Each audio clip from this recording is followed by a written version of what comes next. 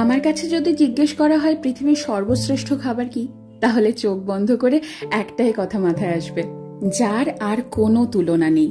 আমরা মধ্যমগ্রাম বাজার গিয়ে একেবারে বর্ষার ইলিশ কিনে এনেছি।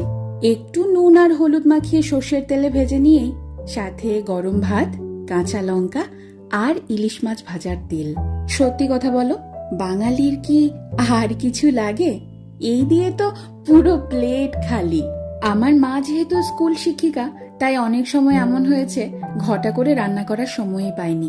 আর সে সময় যদি বাড়িতে ইলিশ মাছ থাকতো, তাহলে এই ইলিশ মাছ ভাজা দিয়ে কত তৃপ্তি করে খেয়ে উঠেছি সবাই। আমার এই বাড়িতে বাবা মা এসেছে, আর সেই তৃপ্তি করে খাওয়ানোর সুযোগটা এবার আমি পেয়েছি। আমার খাদ্য রসিক বাবা গরম গরম ভাত আর ইলিশ মাছ ভাজা নিয়ে বসে পড়েছে। দেখো কত মজা করে খাচ্ছে, দেখেও যেন তৃপ্তি আসছে আমার।